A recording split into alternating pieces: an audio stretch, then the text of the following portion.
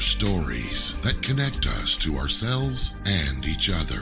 These stories reveal who we are and show us the many vivid, wild colors of our truth. Welcome to Soul Wanderings, where we raise spiritual awareness and foster connections through these shared stories and personal experiences.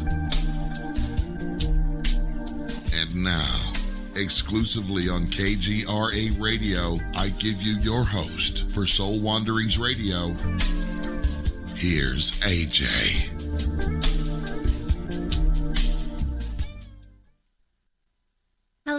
Hello, Wanderers. I am AJ Rasmussen, and this is Soul Wanderings, a show where we receive the opportunity to hear journey stories from humans from all walks of life and all types of experiences, and these humans show up to share authentic pieces of themselves with all of us. It's so good. And as always, we are live on KGRADB. You can also check us out on video over on the Facebook and YouTube pages of KGRA. And you can join in on the conversation by hitting the chat button on kgradb.com or on any of those platforms, Facebook, YouTube. There's so much going on behind the scenes. It's a fun place for you guys to hang out, so I encourage you to do so. Plus, if you have questions for our guest, that is where you'll want to be. You can ask those questions there, and myself and my awesome producers, Bill and Eric, will grab those for us so we can make sure they get answered as time allows us to do so. So go on over to one of those platforms. I love the interaction that we have with our wanderers, and I love interacting when I am able to do so between like commercial breaks and things like that. So I love my wanderers. Thank you for being there, and thank you for the support. Tonight is going to be an awesome show. First, our guest is in his home in Norway, so it's 2 a.m. there. So much gratitude to him for spending the middle of the night with us. What a wonderful way for us to have this experience with him. So much gratitude for that sacrifice of sleep. Even though he says he is a night owl, it's still really awesome. So tonight, let's just get going. Let's get right into meeting our guest. Terje Simonsen is a Norwegian historian of ideas and a nonfiction author, specializing in esoteric and occult. And since childhood, he's been fascinated by magical phenomena such as telepathy, clairvoyance, precognition, and healing, an interest based on some peculiar experiences of his own, as well as strange stories told by his friends and family. And this evening, we'll be discussing research and philosophy of the paranormal going back to ancient times, and also about the responses to the paranormal within the field of theoretical physics. It's going to be a great show. I know you guys will enjoy it. Let's welcome our beautiful guest tonight. Thank you for being here, Terje Simonsen. Hello. Thanks for having me. It is so good to have you here. Thank you so much. I am fascinated with Norwegian history and all of the area thereof. It's just beautiful culture, beautiful history. And I love that you're just right in the middle of it all. So thank you for being here and being willing and open to sharing your time with us and your experience with us. I know our listeners are going to really enjoy what you have to share. I hope so. Thank you. Yes, definitely. So before we get started into your research and your interests, let's hear about you. Who are you, and what kind of experiences did you have growing up that led you to be so fascinated with this type of subject? Well, every kid is interested in fairy tales, I think, so the stories there fascinated me. But also later I became part of a Christian youth club, and there happened some strange phenomena there. It was at the time explained as answer to prayers or direct action of God. But later on I somehow felt I needed to get other explanations for for at least some of those phenomena for different reasons. We can eventually get back to that.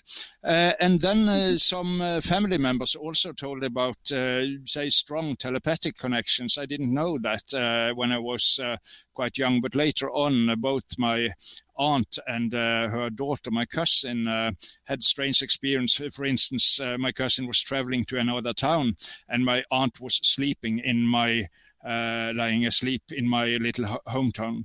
And when they spoke next day, my aunt had dreamt the same thing that my cousin had experienced. So it seems to be a hotline between them. And also between my aunt and my uncle, it was something that happened that was very strange. They were in their, say, marriage bed, and he had fallen asleep, and my aunt was reading a history book. And she was reading some kind of inscription under some kind of Egyptian statue or something like that. And she, say, for her inner ear, reads the text, and suddenly my uncle starts talking in his sleep. And he says the exact same words that she is reading from the book. Wow. Yeah, really wow. So, yes? Mind-blowing. Yeah, very special, I would say. And that also my grandfather on the father's side, he is an engineer. He has passed away many years ago. But he told me also stories that he, before my grandmother came home, she could be out, say, shopping for 1 hour, 2 hours, 3 hours, and speaking with some friends. And so it was not regular when she came home.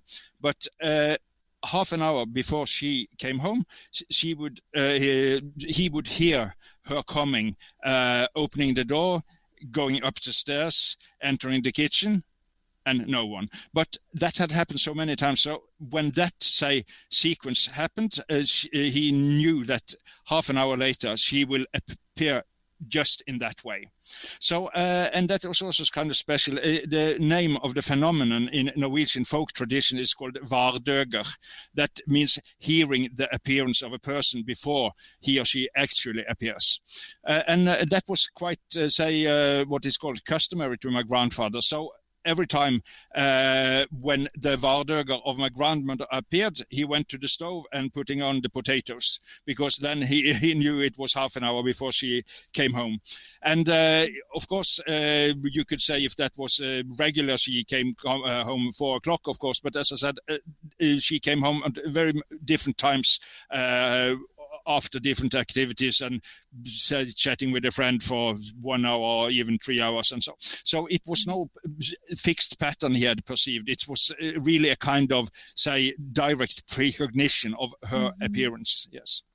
So all these stories together, somehow you can say, oh, it's coincidental, but suddenly you feel that must be some kind of connection here that enables these things. And of course, with the Christian background, first, as I said, you would say this is God directly interfering, because that is what we learned. And some of the more sinister people in the community, they say, oh no, it's Satan, it's the devil wanting to lead you astray, and so on, right? But somehow both those models did not really explain why my uncle started speaking in his sleep, and so the phenomena themselves were quite neutral, even if astounding. So I began looking for other models, and I started study, because of Judaism is, say, the root of Christianity. I started to study Judaism and the Kabbalah, which is the, say, mystical tradition of Judaism, and there many such phenomena are described. And also in the Hasidic communities, they have this wonder rabbi, say, wonder-making rabbis that will do these things at will, together with healings and mind reading and all that stuff. So, okay, have we a living tradition for these phenomena. But of course, some of the same happened within the Judaistic tradition. They will also say that this is directly from God, or eventually from the Satan, So then I started to go more into the historical perspective, the Hermetic tradition, and also into the science about these phenomena, parapsychology, which is a rigorous science, with brain scans and all that kind of laboratory equipment, and you measure heartbeat, and you have, say, very standardized protocols and tests. And I was also convinced by these, we can go into that later, but all in all, here are real phenomena that needed an explanation. And I felt, say, the rather naive explanation I was given as a child did not suffice to somehow give me a good picture of what is really going on here. But parapsychology, somehow I felt there made more sense to me. But of course, there's also, say, problems with parapsychology in a way, because it's very, as I said, rigorous science, and many of these phenomena tend to occur in existential situations. If a person you love are in strong need or in a crisis, for instance, then you are much more likely to get telepathic message from that person than under, say, laboratory conditions. So the frame conditions in a laboratory is not optimal to research these phenomena. So that's the problem of parapsychology. It's not existential. So that's So it's a very difficult field to get properly oriented within. But it's also extremely rewarding, very exciting, and I have met so many interesting and great people, both clairvoyants, psychics, healers, and also academics, scholars. With so it's been extremely rewarding. My study of this very special field. I would imagine so. It feels similar to my experience here on the show, where I get to meet so many people with these abilities, and these researchers and these scientists that I get to meet with, hearing all of these stories that there's no way you could chalk up as a coincidence. There's just no way, yet science has such a challenging time understanding what's truly happening. What I think, if I may add, that the problem with science that you have had in place some models that do not allow for these phenomena to appear. And of course, when people tell about them, then they cannot appear. Then these people must be confused or be lying or whatever, Right. So the problem is, we say, if you go back to an old European tradition, then you have this anima mundi, the world soul, and it was taken for granted that this was, ubiquitous entity, and we could communicate, say, in spirit, and that was taken for granted, more or less. But then you get this scientific revolution between 1500 and 1700, and the new models, which had an extremely, say, explanatory power for, say, physical phenomena, somehow made it impossible to say something reasonable about these phenomena, the psychic phenomena. But as you have already hinted at, quantum physics have several good options there, I think, that will somehow allow us to reinstate models that can somehow make much more sense of these phenomena. And a simple way of describing that is what in my book I called the mental internet, that there is a network of consciousness connecting us all together.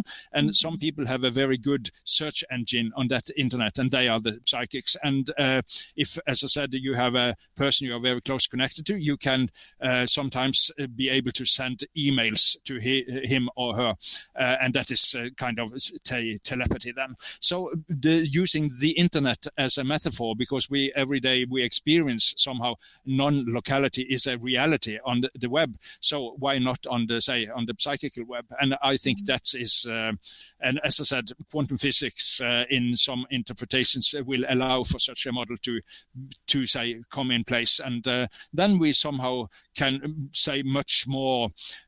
What you can say, it's much more easy to say something reasonable about these phenomena. It's easier to understand when you use the metaphor of the internet and sending emails. What a great way to explain it to someone who doesn't quite understand the differences. But it just makes sense also because, I mean, in a way, that's exactly what is happening. Yes, it is. And if consciousness, basically, because by routine we think of this as something inside my head or inside your head, but basically consciousness is if you say internet is inside my PC or inside your PC, that's totally bogus. Internet is the network between all PCs, and in much the same way it's with consciousness. It's not inside my head or inside your head. It's a network between all our heads in a way. So that is a much more fruitful model to view it. Basically, consciousness is a non-local phenomenon and a network. It's not just a local phenomenon inside my head or your head, And that model must be dismissed of to somehow say something reasonable and inclusive about these phenomena. Right. And the thing about this also is consciousness is happening regardless if we decide to prescribe to that belief or not. Some people don't believe in the internet, but it's still there. Yes, it is not about if it's raining outside, and you go out and if you believe it's raining, you're going to get wet anyhow. So it's not about belief. And you can see this strongly also. Norwegian, there was a terrible accident on an oil platform in 1980. And I discussed with a professor who has done academic research on that. And she told me many of the survivors or both the survivors, but also families of those who disappeared with this platform. It is somehow tilted and sunk, and 123 persons died. And many of the families of those persons, they somehow experienced a visit from the person, say, drowning while it happening. And that, as I said, this was in 1980, so it was a long time before people had mobile phones. So it was a direct communication. And this professor, she has written, I think it's 4 tomes about this, catastrophe, really. She told me that if she was going to be scientific, she had to include these reports in her books because there were so many of them. So these were not people say subscribing to New Age beliefs or psychics or mediums or anything. It was completely normal people, but under extreme circumstances, suddenly this communication kicked in via what I call the mental internet then. Yes, I love the metaphor. It's so easy to understand. I haven't read your book yet, and I look forward to doing so. I know. I it's going to happen. It's in my list, but it is amazing to me the way that everyone is so unique, right? And we look at these experiences so differently and so separately from one another, yet we are all so connected. Yes. But it's amazing to me the way that we view that and the way that we have those experiences and so differently. So we're going to go ahead. May I be able to just do a little ad for my book here? It's this one. Yes, I wanted you to during the show for sure. Let's do it now and let's do it again later. It looks rather large. It's 500 pages. Yes, that's why I haven't read it yet. Okay. A short history of nearly everything paranormal. And the subtitle is, can we get that one here? Is Our Secret Powers, Telepathy, Clairvoyance, and Precognition. So, and here you see the network is symbolically illustrated with this gold network binding everything together. Yeah, it's a short history of nearly everything paranormal, yet it is 500 pages long. 544, I think. Unbelievable. Thank you. Stay close, everyone. When we return, we're going to learn more about our guest tonight, and there's tons of questions I have. I just know the chat room's going to blow up too, so stay close. We'll be right back.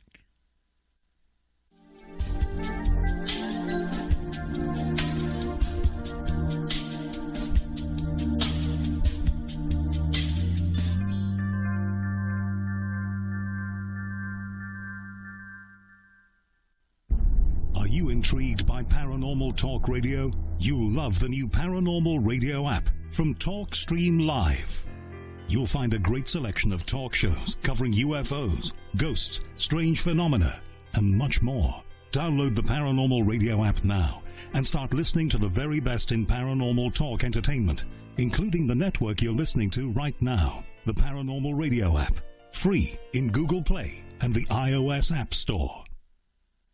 Are you still at it? Yeah, I need more speed. This baby's fast. My dad's fast. He's scary fast. You really think you could beat him? Yeah, because I drink more tea than he does. Yeah, right. You know, pal, it's the tea that makes you go. Oh. Hey, Dad. You know, kiddo, you have to drink a lot more tea to be faster than me. Drink the tea that makes you go. Life Change Tea. You may not need as much as Dad. You never know. GetTheTea.com. Log on to GetTheTea.com. Welcome to the new KGRA digital broadcasting website, thekgradb.com.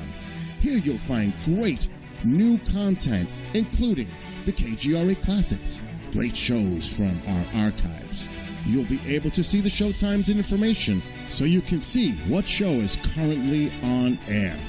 The on-air live button. So just go to this section and you'll be able to hear the show live with exceptional sound quality. We also have the Vault section. Make sure to subscribe to get access to great content and special features. We have the make content for our latest news and events, so make sure to sign up and you can be part of our forum. So make sure to check out the new KGRA digital broadcasting website, thekgradb.com.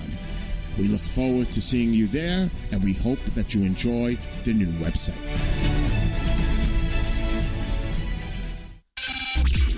Mainstream media's most wanted.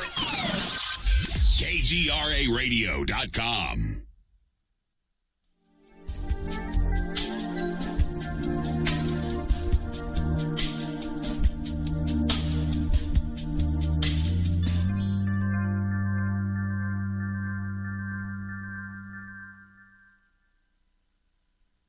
Hello, Wanderers. Welcome back. This is Soul Wanderings, and I am AJ Rasmussen, your host. Tonight, we are wandering with our special guest, Terje Simonsen, and we just saw a rather large book. I'm just blown away how you call it a short book with nearly everything, yet it's so large. What was your past like? Why did you decide to write this book? There's a quite famous book on popular science by Bill Bryson, and that is called A Short History of Nearly Everything.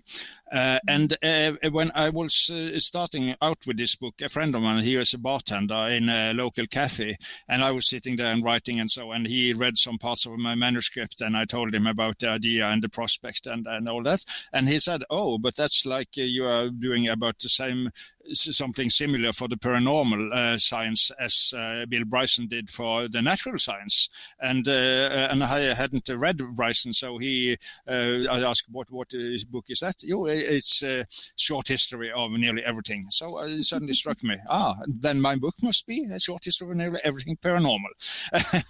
And also another friend of mine, he is grown up in Africa, going to American schools, and he also independent of the first person, said the exact same thing. So I felt somehow it was the claim was substantiated in a way, and the parenthesis is somehow a kind of just a little funny thing, because you cannot write about everything. So yeah, and also it's I think it's a tradition. Also, I think that's a British tradition that you make short history of this and short history of that, and you find short history of mushroom picking and short history of making homemade jam and everything like that. So it's kind of, I think it's a very old way of naming a book also. Mm-hmm. Yeah. I think it's actually, you make it sound very common that that's something that's been said, but it sounds very unique to me. Okay. Well, if I may, in the ad mood here, it has been very well received both by the greats in parapsychology, like Dean Radin and Stanley Krippner, for instance, who are really great authors and great parapsychologists, and also by quite famous writers. For instance, the Pulitzer Prize winner Teresa Carpenter. She won Pulitzer Prize in the 80s for some. I think she has won several prizes, but I think it was for women in the mafia, and also she has been on the New York Times best-selling list 2 times. And also this, probably some of you, or at least some of your listeners and viewers will also know about Herbie Brennan. He is a fantasy author, and the Fairy Wars, and he has written, I don't exaggerate, he has written close to 100 books. But and he is also, if I may say so, I think he's fine with that. He's a working occultist in the white tradition. So he is not just a theoretically involved person in this. He's practicing rituals and all that kind of stuff. But as I said, it's in the white tradition, not the black tradition. Mm-hmm. But he's a great writer, and he also said that as he experienced it, this was my book was the best introduction to these phenomena. Of course, there are other books that are more advanced than mine, but I think it has a service in being a quite easily available introduction, and also giving the broad picture with lots of cultural references to films, to popular songs, to presidents and celebrities and everything, you know. It's even if you don't believe in these phenomena, I think it's a quite entertaining read. I would imagine so, that there could be something for everyone. Why did you write this book, though? Like, what were your sources of inspiration? You know, I've been working in my mind for many years, so it was somehow already making a book on the astral plane, as an esoteric person would call it. But I was somehow, after my mother had passed away, I was in a crisis personally, suffering from depression and everything, and also was very short of money. And long story then, a friend of mine, he's an experienced psychotherapist, and I told him about my just personal interest for this phenomena, and also my ideas about around them. And he said, "You must make a book about this." Oh, must I? Yes, you must. It will be very helpful for many people. Oh, how come? Yes, because as a psychotherapist, he told people come to him, tell him about these phenomena, and then he have to say, oh, that was strange, or what a coincidence, or even should we increase your medication a bit, you know. So,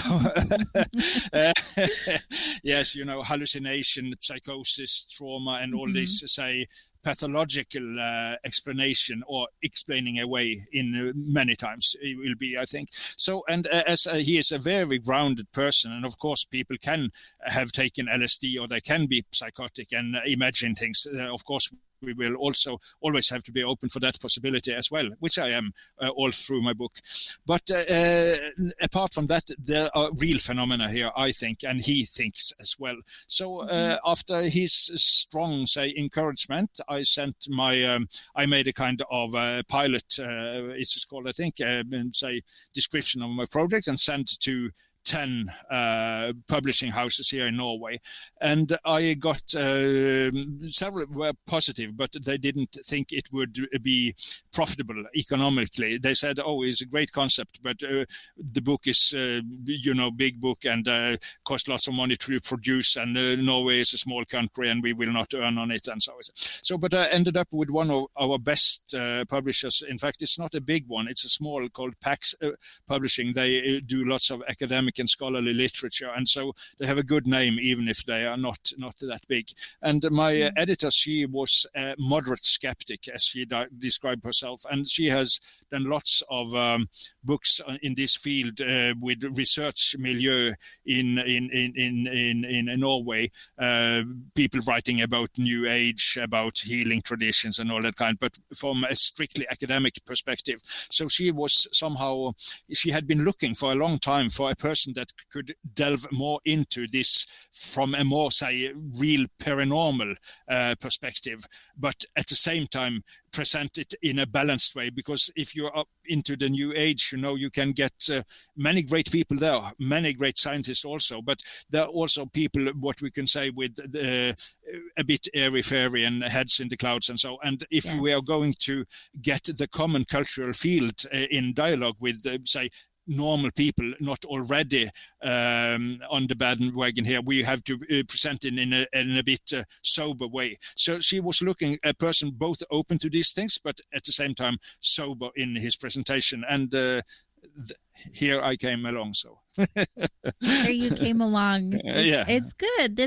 Having this information out for us to have for our own research and our own conclusions on our journey, because we all have questions, I would imagine. I mean, my show's full of like, why is this happening, and what does this mean, and what, the deeper questions that we ask as humans, the things that a lot of us chalk down as coincidences. There's really something happening. So let's talk about that phenomena. What is it that you're diving deeper into when you wrote this book? What type of topics, and how do they relate to your experiences, and why you ended up writing the book? Well, say the main phenomena in the book is our telepathy, which is the exchange of thoughts, feelings across distance, and clairvoyance, that you, for instance, are able to describe a place in Australia where you never visit, but describe it quite detailed. And also precognition, when you, for instance, in your dream see the future. And also healing and psychokinesis, which often will take the form of poltergeist, that suddenly things start moving around in your house and the doors opening and shutting like that, apparently all by itself. So these are the main phenomena. I also write about what you are, I think, hinting a bit at, the synchronicity, the meaningful coincidences, which are when, say, incidences are coordinated by the subconscious. And that will very often happen if you are really, say, existentially involved in your life, and you are asking really strongly for meaning. What is the meaning of my life? Or my father died suddenly in a car crash. What was the meaning of this? Or my marriage suddenly dissolved and I thought we were together for the rest of our lives. What is the meaning, and where I'm to go now? So you ask the bigger questions. You somehow activate these phenomena. And what I suggest in my book, if you use them in a say sober way, because that you have to be balanced and grounded, and not forget to feed your dog and brush your teeth. So very important wisdom from the different spiritual traditions. Always stay grounded when dealing with the spiritual. As they often use the metaphor, the tree, the roots going deep in the soil, and then the crown can stretch to the heaven. But if there's no root, the crown will not go very far up. So you have the deep root and far extending crown to the heavens. So always stay grounded when you work with this. But then there is symbolic things that will happen that will if you go to folk tales and fairy tales, you will meet a speaking cat or whatever, or birds. And I think people have always experienced that subconscious can manifest in strange ways, which can guide you to better life, and which direction to take. And if I may give an interesting story about this book here. Yes.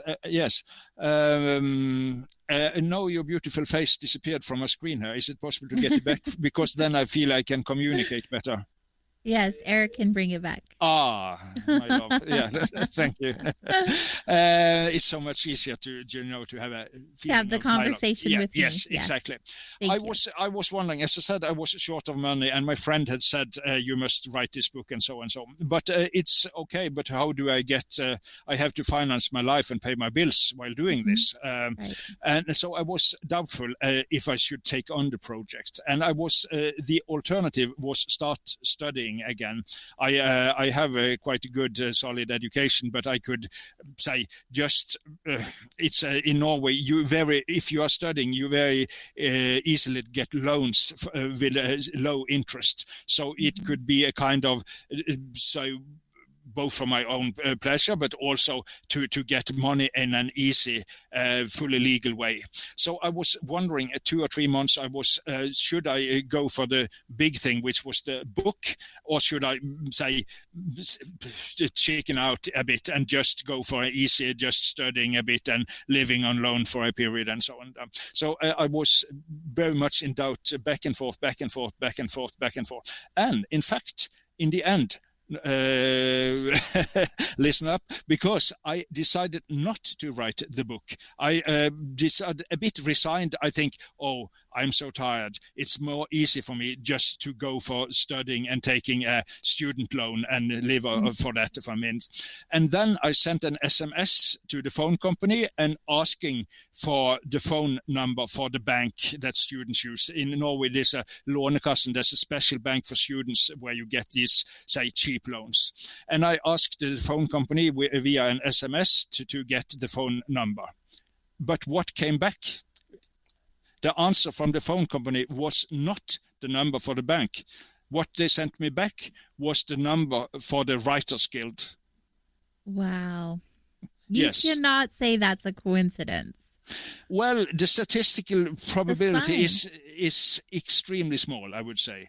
Yes. So, I felt it was, as I said, this kind of synchronicities, meaningful coincidence in a way. Whether or not there was the electronics that somehow broke down, or, there was a psychotic person in the phone company working with the machine that day, I don't know. But as I said, I could go to my outbox. You can see in your phone what you have sent, Mm-hmm. And I thought, was I totally confused there? Did I send the wrong message or something? But I checked, and yes, I'm asking for the number for the bank, getting back the number for the Writers Guild. So I really like that story. Thank you. I do. Those stories are so neat to me because, so many of us feel like we're on a certain path and we're heading a certain direction, yet things like that happen and take us in a completely opposite direction than we thought we were going. And it's because it was meant to be. And my feelings towards it, we are guided. We're divinely guided in so many ways of the direction that we're meant to go. I also feel there was, of course, it's always difficult to, again, if you're going to be scientific about it, explanatory model. Was it my higher self? Was it my subconscious? Was it my guardian angel? Was it my karma? Was my deceased grandfather that giving some hint? Was it the Lord himself up on high? It's so difficult to, but as I said, the feeling of meaning is what is the guiding element here. And for me, it gave me clearly a feeling of meaning, or say a deeper level of meaning here. So I took the hint, and yes. And I followed up and asked the Writers Guild for a scholarship, and I didn't get in first round, but in second round I get scholarship, and a quite solid one as well also. So and I also get one later, quite big one, that one also. So I was more or less fully financed from the Writers Guild to do this book. I love how this took place for you. It was like the biggest sign. It's so beautiful. I'm so thankful for those signs in my own personal life. Like, thank you for the validation, or thank you for the guidance. No matter if it may be my angels and guides, my higher power, the universe, consciousness, whatever that looks like.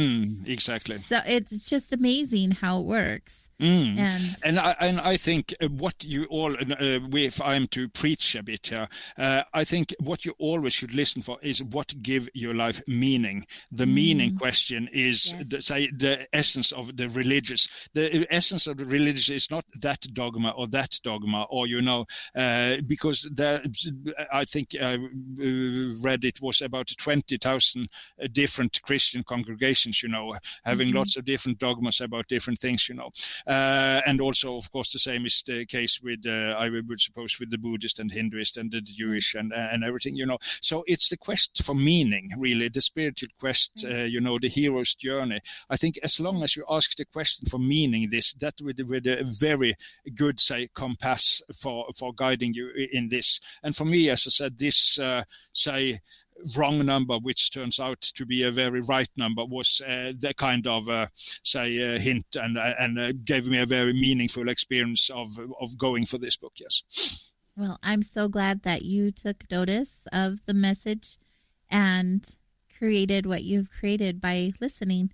Do you feel like we are all in a space to recognize our abilities? I believe we all come with abilities, and it's a remembering. We remember one day by some kind of experience that we have. Say someone had an NDE, or they had some major big spiritual experience that changed the course of their direction and brought them to their gifts. So this is kind of a long question. First, are you aware of your abilities and gifts? And second question to round that up, do you believe we all have them? It's, of course, extremely profound question, but it seems, as I said, the quest for meaning is very deep in us. So somehow it's, of course, even if you're hungry, it doesn't prove it's food in the fridge. So if that, say, great, say, yearning for meaning is in self a proof that we all have this higher calling or vocation, I cannot say that, but at least it seems your life will be better if you answer to that. It's so difficult to say objectively what is the truth about that, but subjectively, at least your life, I would prophesy, is going to become better if you seriously ask for what is the meaning of things. At least that is, I don't, some of the, say, more New Age philosophy say, it's just having a good time and so, and I really believe in having a good time, but I also believe in being serious about things. One of the most famous authors, which also delivered mythologies to the Star Wars movies, is Joseph Campbell. And he said, you should follow your bliss. And what gives you joy in life. And that is an extremely good, say, key. But then he found that some people became extremely lazy and they were just taking drugs all the time. And he, with a little sigh, added, I should also add, follow your blisters. So it's the bliss and the blisters. You have to really say live a good life. I think you should ask for both what is say giving you joy, but also something that in a way challenge you to develop. There's also this very interesting concept of flow. It's a Hungarian professor. He lives in the US, but he's Hungarian, and he has so difficult name that a friend of mine called the Hungarian embassy to get his name pronounced. But he's, I will try, it's like Michael Csikszentmihalyi or something like that, And he was the one that invented the concept of flow. And so he said, you get flow when there is a high challenge met with high competence. If there's low competence and high challenge, there will be anxiety. And if there's low challenge and high competence, there will be boredom. He also wrote a book called Beyond Boredom and Anxiety. So you have to somehow challenge yourself, and then you say deeper levels of soul will become activated. And I think then you can ask, yes, that could very well be what universe have in store for you, or if you are a religious person in the classical sense, what God have in store for you, or karma if you are looking at in the Buddhist perspective. So I think it's a good way to live, and I feel for my own you said that this is about stories, and I feel somehow I have a kind of vocation or calling to make this book become known out in the world. I come from a small town in a small country, and it was a very small project. But now it's has been coming out in US and England, and it will be released in Czech Republic later this year, and it's also we are in the process. We are not signed anything yet. Try to get it out in Spanish as well.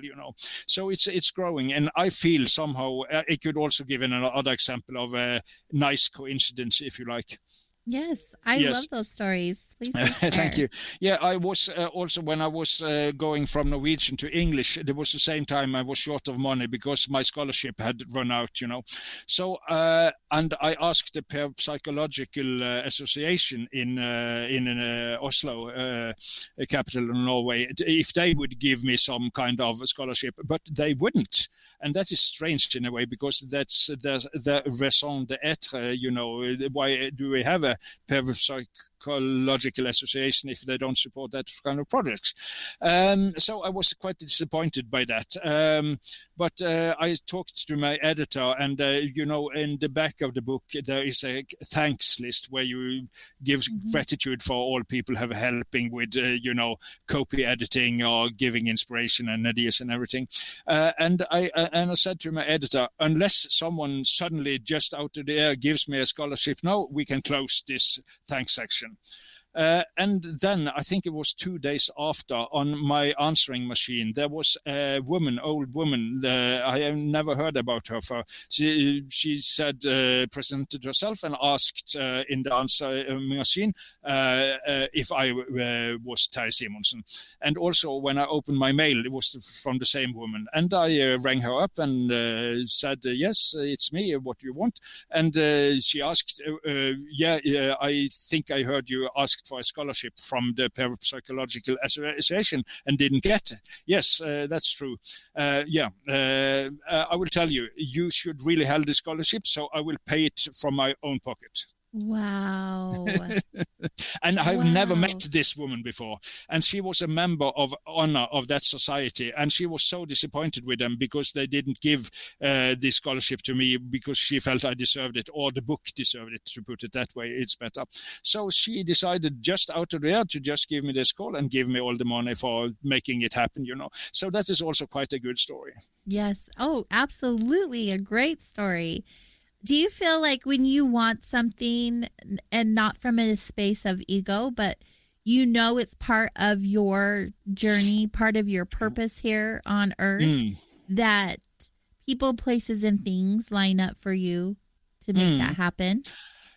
That's an experience I often have had. And as I said, I write a bit about that in my book also. Carl Gustav Jung, the great Swiss psychologist and mystic, called those for synchronicities, the coordinated coincidences. And I have had many such experiences. I gave you this too, with the phone calls and scholarships now, but also other things in the same lane, to put it that way. Yes. And I think it's that is, say, if my book has a practical aspect, will be to somehow make people a bit more aware about that aspects in life, and also give, as I said, meaningful explanatory models for these phenomena, so it will be more easily to navigate this field. Because if you tell yourself that synchronicities are just bogus all the time, it's more easy to miss the signs. But at the same time, I'm a very sober person. My father was a natural scientist, and as I said, my grandfather was an engineer, so I come from a very grounded tradition, because you see people there was I read an example of that. There was a lady, she was seeing red plastic buckets all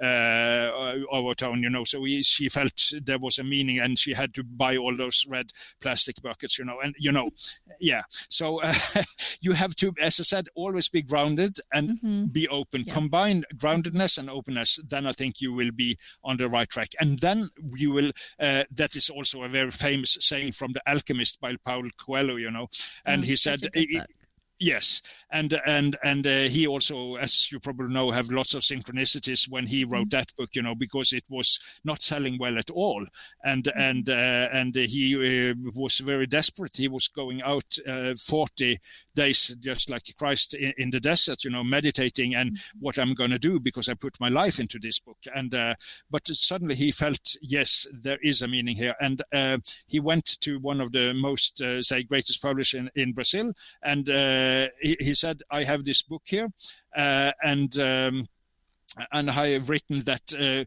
when there's something you really want, the universe will conspire to make it happen for you. Yes. And I wrote this sentence. I have to live by it. And he told this great publisher, I don't know, remember the name, but the first edition of this book sold lousy.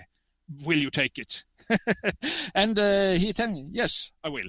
And soon, the first, I think it was sold only in 700 copies, but in the next round, it was sold in 500,000 copies. And now it's sold about in 140 million copies. Unbelievable. Yes. Your book is going to be next. My book is going to be? Yes. There's going to be that many copies out in the world. I don't think that, but I hope at least to be. Well, I believe in manifesting, and I think that the world is waking up, and we want to know more. And with that being said, we have an entire hour left to wander with you, and we'll learn some more. So everyone, stay close. We'll be back here in just a few short minutes, and we'll get to do just that.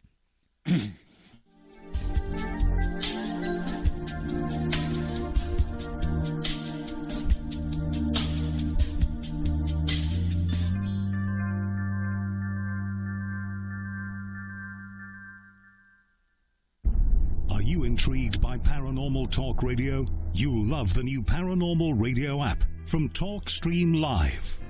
You'll find a great selection of talk shows covering UFOs, ghosts, strange phenomena, and much more. Download the Paranormal Radio app now and start listening to the very best in paranormal talk entertainment, including the network you're listening to right now, the Paranormal Radio app. Free in Google Play and the iOS App Store. Are you still at it? Yeah, I need more speed. This baby's fast. My dad's fast. He's scary fast. You really think you could beat him? Yeah, because I drink more tea than he does. Yeah, right. You know, pal, it's the tea that makes you go, oh, hey, Dad. You know, kiddo, you have to drink a lot more tea to be faster than me. Drink the tea that makes you go. Life Change Tea. You may not need as much as Dad. You never know. GetTheTea.com. Log on to GetTheTea.com. Welcome to the new KGRA digital broadcasting website, thekgradb.com. Here you'll find great new content, including the KGRA Classics, great shows from our archives. You'll be able to see the show times and information so you can see what show is currently on air. The on-air live button. So just go to this section and you'll be able to hear the show live with exceptional sound quality. We also have the Vault section. Make sure to subscribe to get access to great content and special features. We have the make content for our latest news and events, so make sure to sign up and you can be part of our forum. So make sure to check out the new KGRA digital broadcasting website, thekgradb.com. We look forward to seeing you there, and we hope that you enjoy the new website.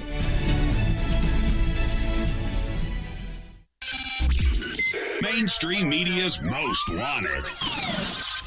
KGRAradio.com.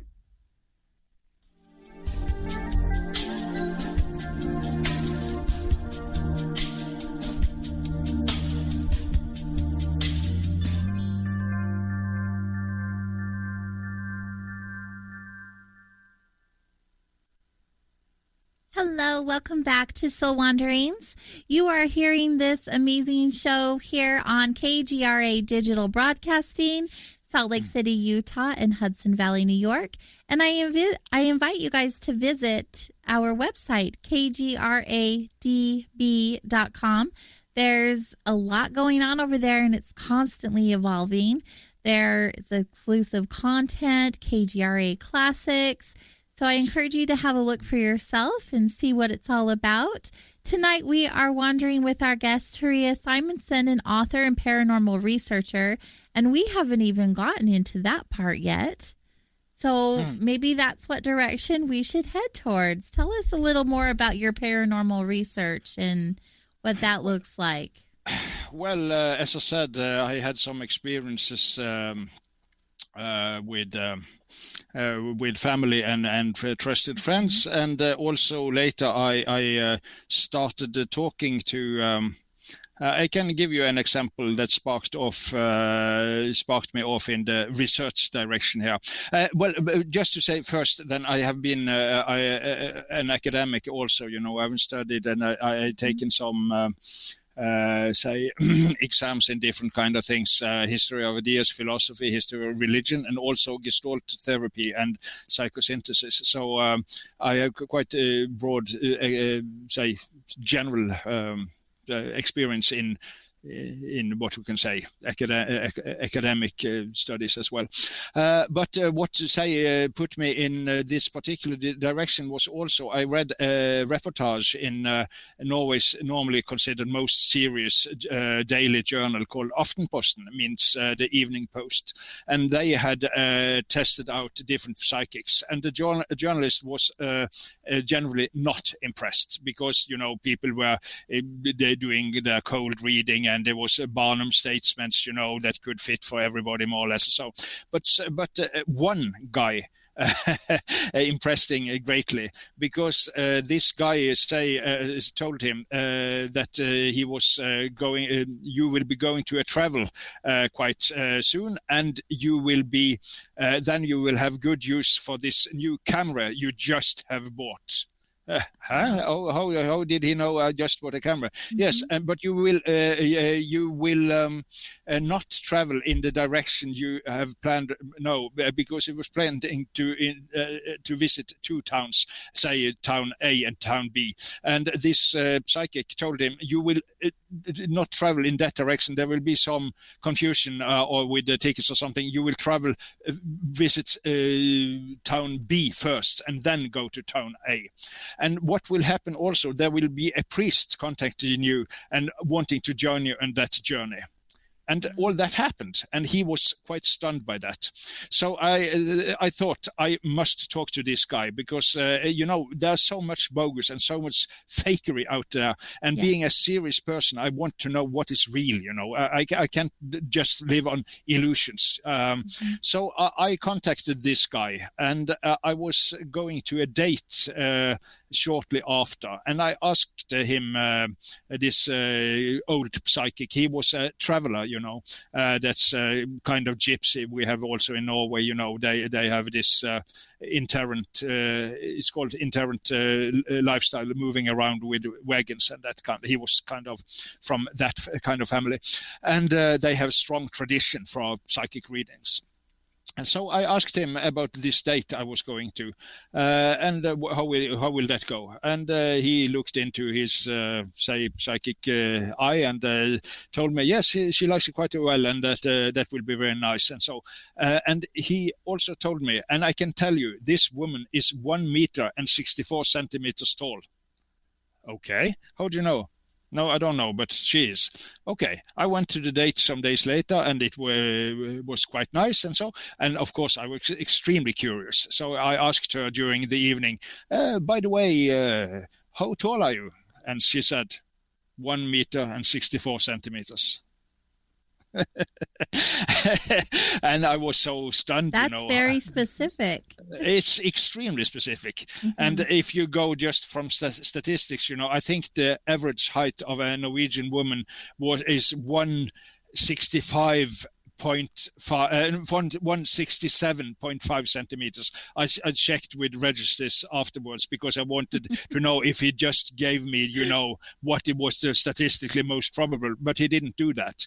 As I said, the average woman is 167.5. So, and I called him up the next day, and I say, I'm very impressed by this. How did you do that?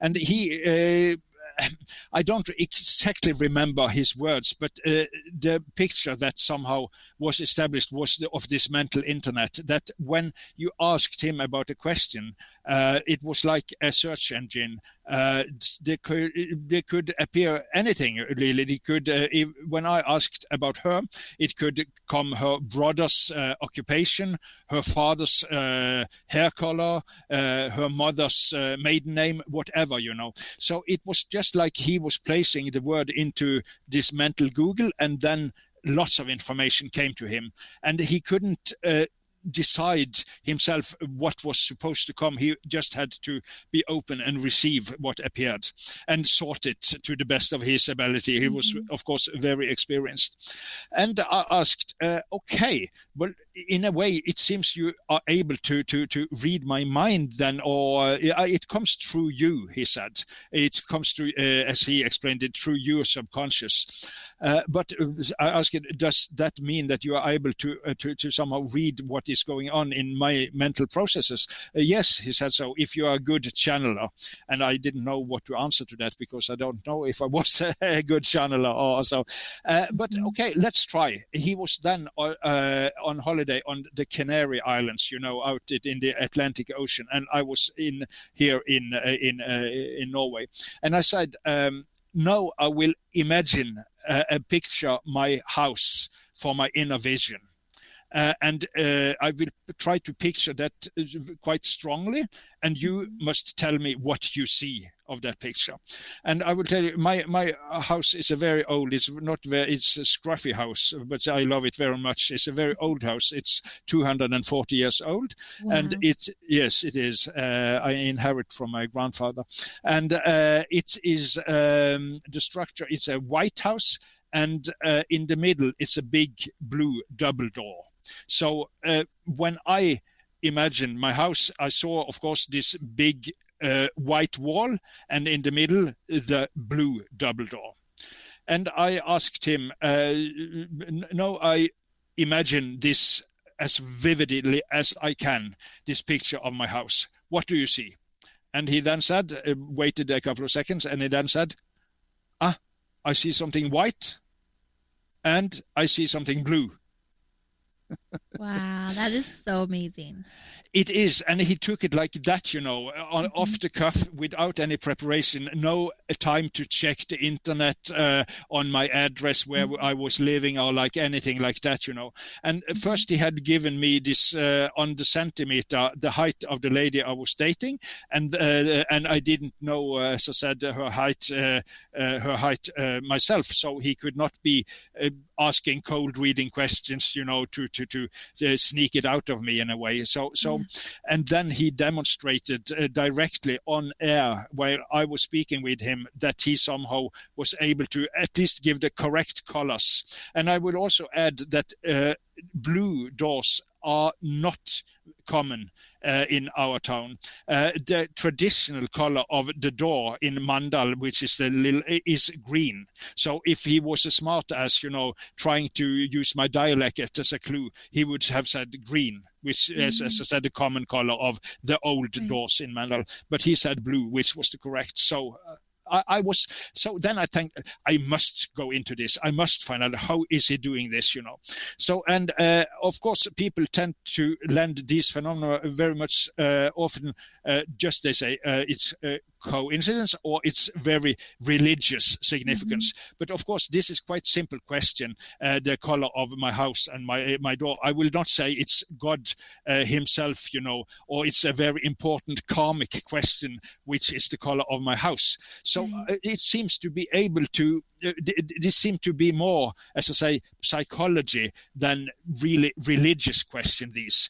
So then I went into, as I said, parapsychology, and try to say, establish a model of consciousness that would allow us to explain these phenomena. And I found that in different branches of quantum physics, and there are also quite a lot of quantum physicists with, say, complementary aspects view of consciousness. A quite famous one also, you have in Cambridge, for instance, you have Professor Brian Josephson. He won the Nobel Prize in Physics in 1973. And he's, as I said, Professor Emeritus in Cambridge, which is one of the highest rated universities in the world. And he is totally convinced that telepathy is a real phenomenon, and he claims to have had it demonstrated convincingly himself. So that kind of guys, I found those, and try how do they picture consciousness to make sense of these phenomena. As I said, I'm totally open to religious worldview, asking for the big questions, the meaning of the universe and cosmos. I think that's can be a very important question, and maybe even people will find valid answers. But these phenomena in themselves cannot be used in a religious manner. As I said, the color of my house is of no great religious significance, as I perceive it to be. So, as I said, then, these experiences and lots of others, I could give you so many examples, convinced me that there's a real things. And as I said, I want things to be real. So, if normal psychology say these things do not exist, well, they are wrong. So I have to establish, as I said, a new and better model of consciousness that does justice to these phenomena. Right. You're diving deeper and connecting those dots. Yes. I don't know if we'll ever really know the truth or the answers here in this human experience, but what you're figuring out by researching every platform is amazing. There's so many connections that are undeniable. Yes, in my view, there are. Yeah. And absolutely. also, I don't know what the listeners or viewers are most interested in, but there are, if they want to go really scientific, the most prestigious journal in psychology in the world is normally considered to be American Psychologist, which is released by the American Psychological Association, APA. And in the May issue of the 2018, say what is called Årgang, the year 2018, the May issue, there's an excellent article from Professor Etzel Cardenia. He's a very highly rated professor, and he's published about 300 scientific articles, yes, in peer-reviewed journals. So people looking for the scientific aspect of this can go to this article, American Psychologist 2018 May issue, Professor Etzel Cardenia. If they check out this article, they will get lots and lots of, say, good explanatory models from quantum physics, and also lots of statistics and hard science about these phenomena. And he somehow concludes that, yes, they are supported by experimental evidence, but we have not yet reached a good, say, all-encompassing explanatory model that everybody can agree on. Right. I know our listeners are fascinated by, they want to know the truth, or what their version of the truth is, right? So they want to hear all angles, the scientific, the paranormal, the mystic, like all of it. So it's all good information. I'm sure they'll be looking that article up, no doubt. At least on my book, I hope to present the different, as I said, typically New Age, they will often go much for, and they can be great persons with great psychic gifts, but they can be almost a bit too intuitive, so they somehow look away from the hard science. It's good to be backed by hard science as well. And the typical parapsychologist will often be a bit too dry and too little open to use imagination and to receive, say, the pictures from this astral field, as the occultists call it, or the subconscious, or whatever metaphor you will use to describe it. So I wanted my book to be multi and cross cross-disciplinary to give, as I said, short history of nearly everything paranormal. Yeah, to give people so many perspectives as possible on these phenomena, and also practical some tips for how to develop these abilities a bit more yourself in your own life, how to use them when choosing for a better job or different, how to navigate the pandemic, for instance, and different kind of aspects. Yeah, I mean, it's so well-rounded. I appreciate that very much. I know that we had some listeners, we had shared with them some of the topics that you'd be talking about through social media. And one of those topics was the paranormal within the field of physics. We have had I've had a couple of emails before the show, and we've had a comment here on Facebook wondering more about those topics. As I said, after the scientific revolution between 1500 and 1700, just to make a brief, the new models did not allow for these phenomena to exist. So they were kind of problematic. But they still continue to occur. But there are, in modern times, that has changed. And one of the founding fathers of quantum physics, his name was Wolfgang Pauli, and he was, I think he was Austrian original, and he won the Nobel Prize in Physics, I think it was 1945. And the person who somehow nominated him for the Nobel Prize in Physics was Albert Einstein, no less. So Wolfgang Pauli, people could check out him, and he had lots of strong paranormal experiences himself, both those synchronicities we talked about and also psychokinetic events. He would feel that something built up inside him, and suddenly a vase would burst, or electrical equipment would blast, or some kind of physical object would move or crack or something like that. He experienced that many times, and he felt that was a kind of catalytic exterioration phenomena, as he called it, say the physical, the psyche manifesting in the physical world. And he had much deep inner conflicts, and he felt it was his inner conflicts manifesting in a chaotic way. It would be so much the same as poltergeist, when suddenly, as I said, furniture are thrown around for no apparent reason. So Wolfgang Pauli, he was quite open to these phenomena because he experienced them himself quite a lot. And he also wrote a book together with Carl Gustav Jung, the Swiss psychiatrist and mystic. They wrote a book together because then Jung would take care of the, psychic side of the phenomenon, and Wolfgang Pauli would say something about the physical side of this. So this is an excellent book, quite difficult really, but that's there is a strong statement about modern quantum physics being open to deal with these phenomena in a meaningful way. And also later there came several physicists. We could mention, for instance, David Peat. He was a professor in physics. He was from Liverpool in England, but he worked mostly in Canada. I think it was Toronto. And he also written two books about these phenomena called Synchronicity. They have different subtitles, and both are titled Synchronicity, with 20 years between them.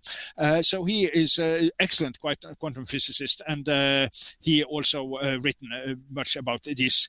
And also there was at Berkeley in the United States in the 70s, there was this milieu they called themselves the Fundamental Physics Group, and they were playful, very imaginative, very clever hippie physicists. And they also, several of them have written about these. Most famously, perhaps, is Fritjof Capra. I think many of your viewers will know him. He wrote a very famous book, The Tao of Physics, where he somehow felt there were clear parallels between the insights of modern quantum physics and also with the old tradition in the East, the Taoism and Taoism and Hinduism and Buddhism, and this kind of great spiritual tradition. The Tao of Physics, very famous books early in the 70s from that milieu. So that is quite, if people are interested in that. And also the great physicist David Bohm, he was very much inspired by Indian Vedanta philosophy. He had his personal guru, this quite famous Indian philosopher Krishnamurti, and David Bohm has also done several experiments in parapsychology, and he had the thought that the world works as a hologram, where each little particle of the world contains information about the rest of the universe. It's, as they say, the drop reflects the universe. It's a quite old poetic expression for that. That was Bohm's view of the universe. The universe is a hologram where each say little piece of the of the universe contains information about the rest. So that would mean that consciousness is not limited to my own head, but is somehow distributed throughout this total hologram. And Bohm was a very excellent physicist. Even people disagreeing with him thought he was a great physicist, and he'd been working as a young man together with Einstein in the US before he was had a bit, say, socialist sympathies, and the McCarthy years in US did not favor that kind. So he escaped first to Brazil and then to England. But he was very recognized in the physics society.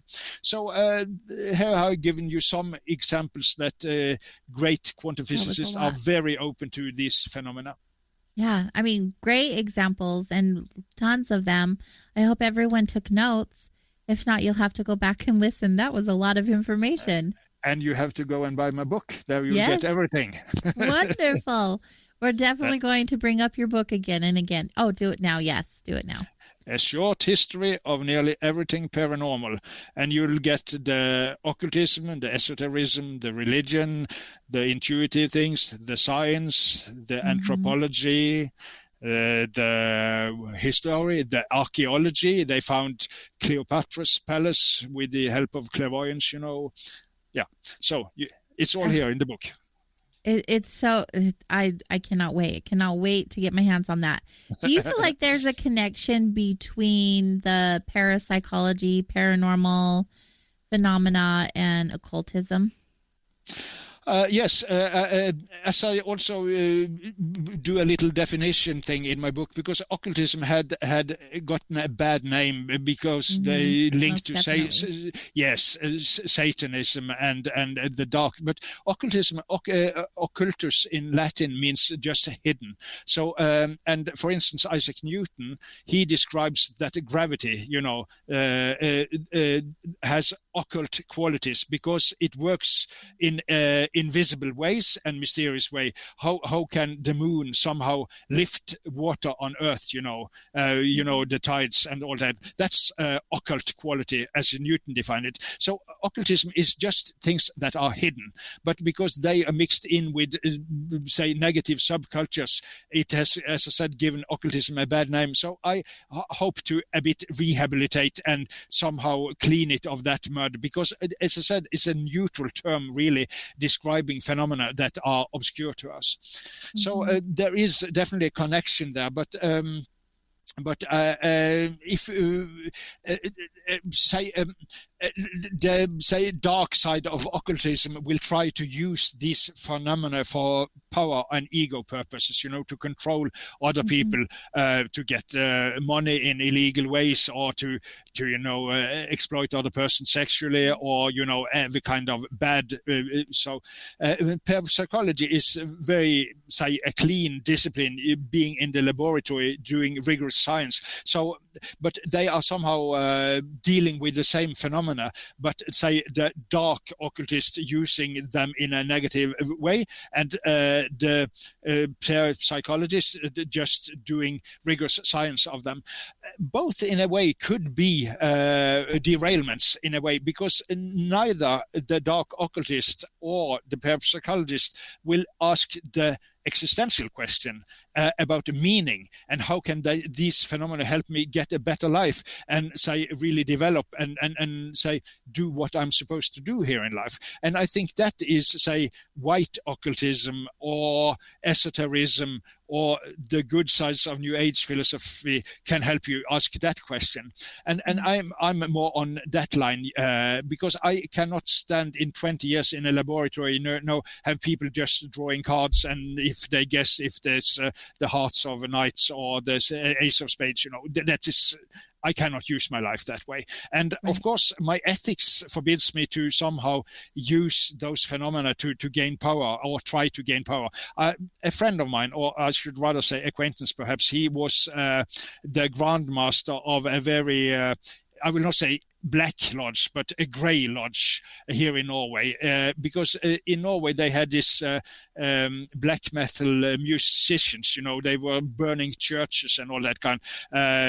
Most famous Varg Vikernes, called the Count, he also killed a guy running a music store. And so the black metal music milieu in Norway 30 to 25 years ago, they were really black. And I know the guy somehow that was kind of what you could say, the inspiration in a way. So and he is interesting, but I feel his ethics, there is lots of lacks there. So that's a trap, So I'm asking how, and as I said, I quoted Herbie Brennan. He liked my book, this fantasy author. As I said, he was a white occultist, and he's trained in a lodge called the Servants of the Light. And when you are entering that lodge, you are asked, why do you want to enter? And then the correct answer, and you really have to mean that, I want to know in order to serve. I want to know in order to serve. That's the attitude I'm after. So, as I said, parapsychology is fantastic, and dark occultism can be a bit fascinating, but I think you're better off if you ask, how can I use these phenomena in my own life for the benefit of myself and for my fellow human beings and for animals as well. I couldn't agree more, and I love that you feel the same way. That energy is just so good. I believe that we're here to help one another, to serve one another, and that's part of it, using our abilities and our gifts in order to do that.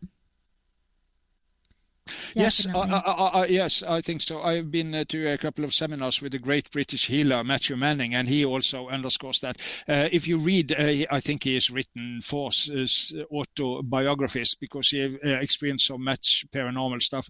If you read a couple of first one, there are lots of chaotic phenomena, poltergeist stuff, and daily he experienced that cutlery went from the kitchen flying through the living room and up in the second floor, yes, it's so many, and it's witnessed by lots of other people. It's not just he telling exciting stories. There are a lot of witnesses to these phenomena, but it's quite chaotic, and it was scary for him to as well. So he started to first do automatic writing and then went into healing. And after he started doing automatic writing and eventually also healing, those phenomena did not totally disappear, but they were dampened quite a lot and did not occur so often. And I asked him about that, and he said that he felt somehow the energy that earlier used to manifest in chaotic ways now manifest in the form of healing, So he has somehow directed it in a positive, not just running all over the place and tilting tables and like that, but healing people. And he take great challenges. He usually take people that are somehow the doctors have given them little hope of and cancer, and also multiple sclerosis, and also terminally ill children, So he really stick his neck out there. But he had quite good results, and he has also been lecturing for the English Medical Association at their request. So he's quite well recognized also in at least parts of the medical community. And tell me his name one more time. Matthew Manning. Matthew Manning. Yeah, Yes, it sounds very familiar. He's got a quite informative website and lots of books and also videos on YouTube. What do you think it is that blocks us as humans from believing in this phenomena or these abilities? I will quote the most famous psychic in Norway today. He is called Snåsamann. Snåsa is a little town in Norway, and he lives there. He's 94 years old now, and he is a great healer and also a great psychic that has helped the police and the Red Cross finding missing persons. And when a person entering his, say, consulting room, he will suddenly start to get lots of information about that person. And it is very challenging because he will see that person suffering, and family relationship and also, personal problems of different kinds. So he once in an interview said, "It's a miracle I have not become steintullat," which means completely mad from all this I have seen. And a sister to a friend of mine, she went there with some kind of issues with tensions and all over her body, and he placed his hands on her, and suddenly he said, "He's a terrible guy, the father of yours, isn't he?" And so he perceives so much, and I think that's an answer. If you were to open your PC from all the information of the internet, it would explode. And if you are taking in too much information, you can become crazy. You can become at least unbalanced because it's so much to deal with. I was speaking to an American psychic. And she had been, my impression, what at least she used to be a party girl and not very psychic at all. But then she was run over by a car. And I think she was clinically dead for 11 minutes. And when she woke up again at the hospital, she found herself psychic. And it was very difficult for her, but suddenly she was sitting in the cantina, and she was perceiving what the guy in the queue was thinking, and she was perceiving what the nurse was going to say to her. And so there was a unhappy mixture of her own mental life and the mental life of other people around her, very chaotic. But in the next few years, she learned to sort, this is my thought and that is her thought, and now she's working full-time psychic consultant. But it was really much mental work because we was able to open that. And also the person in Norway that I consult if I want to have some psychic perspectives on issues in my life, she is some of the same, and she has difficulty going to the shop because she taking up information from all the persons in the queue around her, and so it's quite difficult to deal with on a daily basis, this. And I asked her, we have a national day here in Norway, the 17th of May, and so how do with lots, not this year because of the pandemic, but usually with lots of children, and music and thousands of people crowding the streets. And so how do you survive that? And she said, it's really difficult, but my national pride helped me through it. So, yeah. Okay, but the answer to the question is too much information. It will break you if you take in this on a daily basis. Right. And I've heard so many stories of people not being aware of their abilities and then having gone through something traumatic and then coming to know of their abilities. Yes, very common. It is very common, isn't it? Yes. I would recommend also the book that it's called, what's it called? Irreducible Mind. It's written by two American psychiatrists at Virginia University, Edward Kelly and his wife, I don't remember her name right now, but Kelly and Kelly are editors. Irreducible Mind. And they launch a model of consciousness where the brain is not what creates consciousness, but it's more like a filter that somehow reduces consciousness, because consciousness is all around, and the brain is more a filter that, as I said, gives us a matrix we can live within, and reduces the the overwhelming amount of information that is in the big mind, the mind at large, the cosmic consciousness. So, if the brain is that kind of filtering device, if you get, for instance, a trauma, there are lots of examples on that. As I said, with this woman run over by a car, or if you do kind of psychedelics, at least if you do much of it, you can open the filter will weaken and the information can come through for better and for worse, both. And also if you get brain damage by for instance, kind of what is called cancer or whatever, the filtering function can be weakened, and then the information can, for better or worse, come through to you. The most harmonious way, I think, to do these things are to work seriously with meditation, because then you are fine-tuning yourself and being able to pick up more and more sensitive vibes within here. So I do quite a lot of meditation myself, and also you can use those holosync and semi-sync, these binaural beats CDs or tracks, Yes, brainwave entrainment. Then you can be more able to recognize which frequency are we on now. Also, they have these courses called silver courses when you learn how to go to alpha. The brain have a different spectrum of waves. When you are deep in sleep without dreams, you are on delta level, and then a bit higher you come on theta level, and then you come on alpha level, and you are immersed in good music in a book, and then you on daily life, as now we are mostly on beta level. So you can learn somehow to change the gears of consciousness by meditation. That can be very helpful if you want to develop these abilities in a sound way. I'm glad that you brought the meditation up. That was actually going to be one of my questions. I noticed that my abilities strengthened over time the more strong my meditation practice became. And in fact, when I was introduced to the binaural beats, which was recently, just in this past year, that has just expanded me in so many ways that I could talk about it for forever, which this isn't about me, but the places that I've gone through meditation, through having the beats going as I meditate, or even as I drift off to sleep, the places that I go, it's just mind-blowing. I really appreciate that you brought that up, and I encourage people, if you are meditating, to give it a try.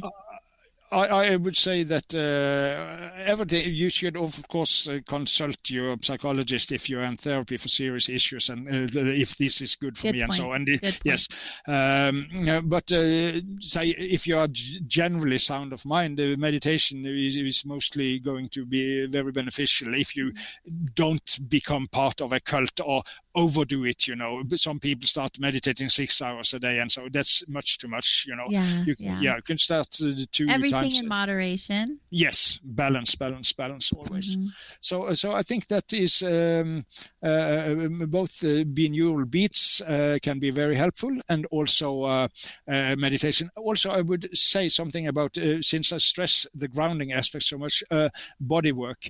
Indian tradition have yoga, of course, but there are also different kind of kinesiology, physiotherapy, massage therapy, and all that kind of body work can also be very helpful, both to establish balance and also to open to more of this. Because if you don't own your body and your breathing and what is called your swagger in a way. I have done lots of salsa dancing. You get quite grounded doing the salsa, If you don't have balance, you will feel it strongly and your partner will feel it. So use body work also to get yourself grounded in this. That will also be helpful, I think. Oh, you're bringing up so many wonderful points. Thank you. It is all about balance. And you brought up grounding, before the second half of the show, and I was thinking, yes, we are so good at forgetting to plant our feet on the ground and really dig our roots in deep. And we are fluttering all around without any awareness of what's really going on inside our bodies, around our bodies and in our experience. And grounding is one of the biggest things that I recommend to my clients and my customers, because when they come in, they're all over the place and they can't even finish a thought. And the first thing is we need to have you grounded. And you'll become more clear. The importance of grounding, the importance of body work, meditation, they're all beautiful and wonderful tools for you to use. Yes, I myself go in. There's a strong Norwegian tradition for what is called psychomotoric physiotherapy. It was based on the work of Wilhelm Reich, and there was a Norwegian physiotherapist that somehow took his thoughts into to the physiotherapy, and Agnes Bülow Hansen. And I think that has become quite big, at least in part of the US as well. And there is, of course, a Rosen therapy, which is fantastic, Feldenkrais method. So there are many kind of good body works. Just see to that you have a sensitive therapist that will somehow connect with your borders and work with them, but not somehow do too much also. So sensitivity in all this is also very important. Great points. Thank you for bringing those up. As I said, I have I come from a very quite traumatic background myself. I lost my father when I was 4 years old in an accident, and my brother drowned in another accident 4 years later. And my mother became more or less insane after that. She was diagnosed paranoid schizophrenic, and I was trying to establish some harmony in that chaos. So I had to go to lots of therapy just to somehow not become crazy. In a way, I'm quite proud that I had not to be committed, and that I didn't start doing drugs and all that kind of things, So I have, and I was quite lucky. I met this good physiotherapist that really helped me to understand the significance of the body in this, and also I met a wise old woman, a Gestalt therapist, that somehow introduced me to what we are talking about now, and she was a master in a way. I will tell you a little story. You like those stories? Yes, don't I you? love your Yes, stories. yes. They're quite enjoyable. I was going in therapy, and also because a friend of mine was going through a very difficult period, I somehow pushed him through her door and said, "You go to her and get some harmony in your life as well." And he was very happy and with her, and we were at a cafe. Discussing our lives and different kinds of things, and drinking coffee and eating cake and having a nice time. And I think it was a Wednesday, and he was out for lunch, so it was about 12 o'clock on a Wednesday. And next week I had my therapy hour with this wise woman, Gestalt therapist then, and I think it was Tuesday or something. And I said, "Oh yes, me and Svein, we were talking about you last week, and we were both so happy about the therapy, how this was going." And she just listened for a couple of seconds and tuned in. Was it last Wednesday about 12 o'clock? Yes. So, yeah, she had felt something at that time, she told me. Wow, and she remembered. It's probably because I think I helped her a lot also in a way, because as I said, I was quite poor at that time. And she was very generous. So she let me go for quite a long period without charging me.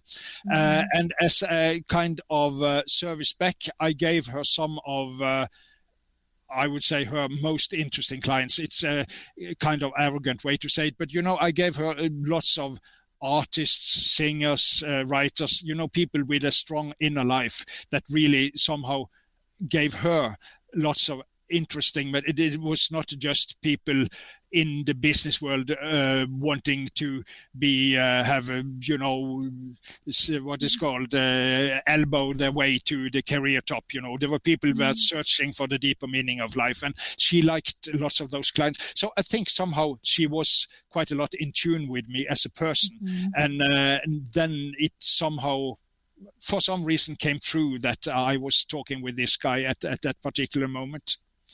She was also a great fan of the books of Castaneda. You know Carlos Castaneda, probably. You have so many experiences. So many. And this big, beautiful brain, there's so much going on in there. I enjoy it so much. There's some guests sometimes I'm like 2 hours is never enough. I just want to sit here and have story time and listen to all of the things that you can share with us. Okay, thank you. Thank you. It's good. It's so good. So, I have a whole list of questions that I received before the show. So I'm just going to ask a couple of them because I think they're good questions. And then I lost them. There we go. Okay, here. Are there dangers involved when engaging with the paranormal that people need to pay attention to? Yes, especially if there's a connection with cults and that kind of stuff. You should never, you always be careful with gurus, especially if they ask for money or favors. So that is the most, say, what is called prominent danger is really the milieu environment around this phenomena. But of course, as if you have a problem, I will give you a good example also. There was this guy contacting me, and I know from other people, and he told me also he was some years back diagnosed with schizophrenia.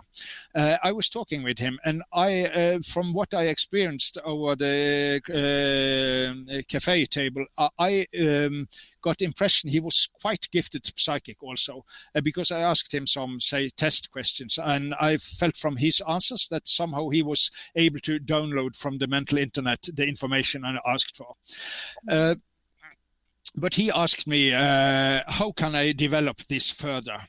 And then it struck me, should this guy go further into this? He is already extremely mental, and he was... my perception was that he was not managing his daily life in somehow convincing fashion, to put it that way. So I said to him, clearly you are gifted in this field, but I would recommend you somehow work with grounding and eventually with a transpersonal therapist or some, that these phenomena be not the focus point of your personal development process, but you go for balance and harmony. And then I think these phenomena will develop in a meaningful way as part of the totality of your process, not as a separate aspect, because that, I think that could be dangerous for him. As I said, if he went into a queue and started perceiving 5 other person's inner lives, that could have tilted him over and made him go back to psychiatric ward, I think. So there are dangers, but it's of course difficult to give one recipe for all here. But if you feel like a harmonious person, I think you can develop in this. But if you are suffering from panic attacks, as I have myself for a long period, and so, you should always work with a serious therapist, parallel with developing these abilities. Right. Someone who's not going to shut them down for you, but actually assist you in a productive manner. Yes. Integrate. Yes. That's great advice. Yes. Thank you. Yes. Another question was, Indigenous people seem in general to be more open to the paranormal than us Westerners. Yes. And what is the reason for that? I think it's mainly 2 reasons. There are mainly 2 reasons for that, because I think that's part of our common, human heritage. So that's not necessarily the genetic things. They could be, of course, some families of gypsies or travelers, for instance, that could be genetically disposed to it. But we find these in indigenous Africans, indigenous Australians, indigenous Sami in the north of Norway, indigenous Canadians, and so. So it seems to be part of our common human genetics. But it's 2 things. First, they often tend to have a more quiet lifestyle. So if you are, for instance, a Sami person and you are out herding your reindeer, on the tundra, and it's snow and it's the moon, it's just you and the nature of course, you will perceive much more of these vibes if you're living upstate New York, and taxis honking when the horns of the cars and people screaming and shouting and TV in every shop you pass and so on. So it's quite, there's a quiet lifestyle. I think that's very helpful. And also there are cultures for this, but because after we become very rational in the West, somehow, as I said, we do not have so commonly accepted models for, say, transmitting of telepathic knowledge or clairvoyant, say, received knowledge. So we tend to dismiss these as coincidences or, in worst case, madness. But they have culture for receiving this. In Sami tradition, the very strong culture for the Noaidi is called is a Sami shaman. So both the lifestyle and the culture make it somehow this to flourish more in indigenous people's cultures than in our normal Western culture. Right. That seems pretty obvious as an answer. We are so disconnected with all the technology and the concrete jungles that we live in, being in the city, whereas they are surrounded by nature and they're constantly aware of their surroundings. So it does make a lot of sense. I think also people who are good with animals, they often tend to be much more perceptive about these phenomena. It seems like that. You're right. And then one last question. I think it's a great question because there's so many people out there who are taking advantage of others. So this question is, there's a lot of paranormal bogus out there, like different mediums and claiming people who can contact the dead and so on. How do you discern between the ones who are truly gifted and coming from their heart and wanting to help, and those who are more in it for like the fame and fortune, if you will? It's difficult because the paranormal gift and ethics is not necessarily the same. There can be people who are quite gifted. For instance, in Sweden, some years ago, there were two mother and daughter. They are quite gifted psychic both, but they used their abilities to get their claws into the soul of a bankier, and they pressured him for money. So they used this in a bad way. So you can, in fact, be quite psychic and still be a deeply immoral person. The phenomena themselves are not holy and are not a, say, badge of being an honorable person. So even if if he or she, the guru, can demonstrate some abilities in the field, that should not you should not be that is not enough, really. You should go with your instincts and manipulation, and always if they ask for favors and money, then you should be a bit careful about this, especially if it's unreasonable amount of favors and money. I feel that you somehow have to use your own psychological. If you come into, for instance, an public office and you feel bad about the person, you see there's a aggressive look on their face, and they treat you like something shit. So you wouldn't deal too much with that person. And of course, if a guru have this kind of attitude towards you, normally you feel if a person is respectful towards you or not. Let be that the kind of key. If you feel respected, you can probably but if you're just impressed but not respected, then you should be, because there can be quite charismatic person, cult leaders and that kind of, there's so many of them. So if they, I use the word egalitarian or versus authoritarian. If it's authoritarian, the person that want obedience, get out of there. But it's an egalitarian person that respects you. As I said, this old woman, she was a master. I perceive her to be that kind of person. She was very egalitarian and always respected me when I was her client there. I never felt she was the great guru, and I was the silly little client having to learn. And that is also in humanistic therapy. You have a great center for that in California, in the USA, Esalen. The humanistic psychology will always have as a kind of precept that you deep down are the expert of your own situation or your own life. You have perhaps just forgot it. So as to say, if a teacher is really wise, he or she will lead you to the doorstep of your own wisdom. If you get that kind of guru, then you can go with them. Otherwise, you should be very careful. Yes. Gosh, you've just given us so much great information and knowledge tonight. I appreciate you so much. Thank you. It's been wonderful. I wish we had more time. Unfortunately, we're out of it. So one more time before we leave, hold up your book. Yes. Short History of Nearly Everything Paranormal. And how can they find that book? Most easily, you can go to Amazon, but you also can go to Barnes & Noble and Powell's and all the big web shops. But Amazon is also a presentation, and you can read some of the quite nice reviews of the book as well. Wonderful.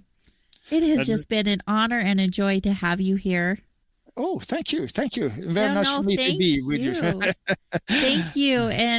And we have been sharing the book all through chat room. I have Bill sharing. We have a couple of the listeners sharing. So the information is definitely out there. You have a lot of new people who are a big fan of you. It's so lovely to hear. Thanks a lot. I'm humbled. Yes. Well, when you do the work and you show up, you get supported. Thank you. And you know that. I believe in that. Yes, very much so. Thank you again for spending time with us. Maybe get some rest now that it's 4 a.m. Yes, it is. I go for a walk and then go to bed. Yes. Wonderful. Thank you again for your time. It means so much. Thanks for having me. And for all of you who have been listening and joining in the chat room and participating, thank you. Your support is so lovely. We enjoy it very much. If you want to know more about me and the show, you can visit soulwanderings.com. You can also go to KGRADB for my show and all of the other fantastic shows we have laid out here for you and your enjoyment and to expand your knowledge and awareness and all of that good stuff. Thanks for being here with us, everyone. Have a happy day.